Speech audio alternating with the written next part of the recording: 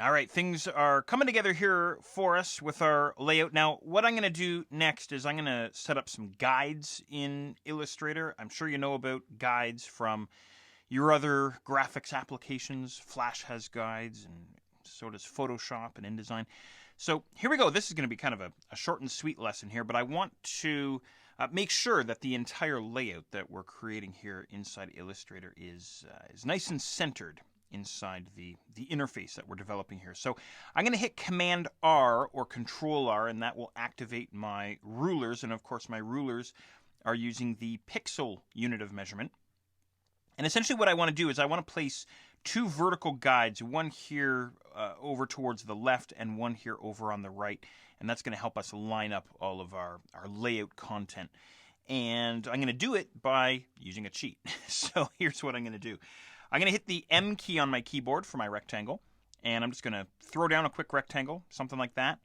V on my keyboard to flip back to the Move tool. X on my keyboard to flip my stroke swatch, if you will, down at the bottom of the toolbox to the front, bring him to the front, give him a // to knock off that stroke. So basically what I want is a rectangle, doesn't matter what size, and I want a fill on it, but I don't want a stroke. And the fill color that you use doesn't matter. Okay, now the next thing that I'm going to do is I'm going to pop into the transform panel here, and I'm going to set this guy's width. I don't care about the height, but I'm going to set the width to 165 pixels, just like that. And then what I'll do is I'll pop into the Align palette, and I want to line up this rectangle to the left edge of the artboard. So I'm just going to double check my align to, okay, it's still set to align to artboard, and I will say align the horizontal left. There we go, perfect. Now, the next thing that I want to do, I'm just going to zoom in on this guy here. Again, Command spacebar or Control spacebar, is I just want to drag out a guide to line up with the right vertical edge of this white rectangle. So I'll just bring my cursor into the vertical ruler there on the left, click and drag out. You've probably done this a million times before, so this is no big deal. Right there, that's what I want. Okay? Now, I'm just going to zoom out a little bit here, and I'm essentially going to repeat that now for the right-hand side, over on the right-hand side of the layout.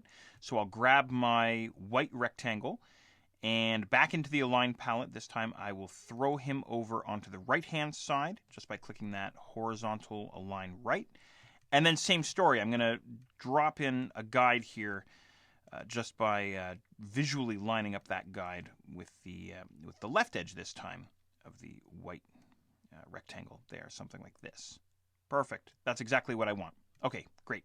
I'm off just a little bit there. Actually, no, I'm not. Sorry, that was coming up because I had my guy selected there. There he is, something like that. It doesn't have to be absolutely bang on, though. I mean, it's not, this isn't, reconstructive heart surgery or anything like that.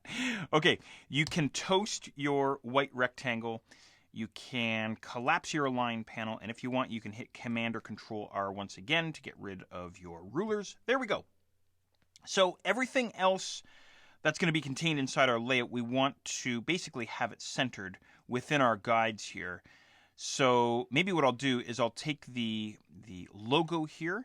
Let me just zoom in on this logo here, and I'm going to line up that logo with the guide there, just like that.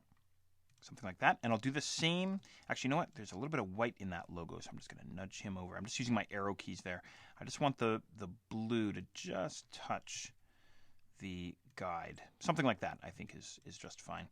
And same with the photo. Now, I wanted to mention something about the photo here. I'm going to move this guy over to line up with the guide. But I don't want to line up it would be the right edge of the photo with the guide like this, because the photo has that stroke on it, right? Which we just did. So now what happens, by default anyway, is a stroke always straddles the object, right? So if this were a 10-point stroke, I don't even remember what we used. It's a 7-point. Okay. So we'd have 3.5 points on one side, 3.5 points on the other side, right? That's just how it works. So inside the stroke palette, we can change our stroke alignment. On this particular object, it's not going to let us do it. It might be a situation where we have to have our strokes selected inside the appearance palette. And no, it's still not going to let us change it. But normally you can change your stroke alignment to the inside of the object or the outside of the object. So in this case, what I'm going to have to do is just visually line up the edge of the stroke or the outside of the stroke, if that makes sense at all. Maybe just tapping my arrow key just a little bit. Something like that, I think, is just fine. So that's one of the downsides, anyway, to working with strokes, is it can be tricky to line up objects. But anyway, there we go. Something like that is what I'm after. I'm just going to just sort of visually set the vertical alignment for these guys, maybe something like that. And again, it's not, it isn't reconstructive surgery or anything like that. Just something that looks pleasant is what we're after. Perfect.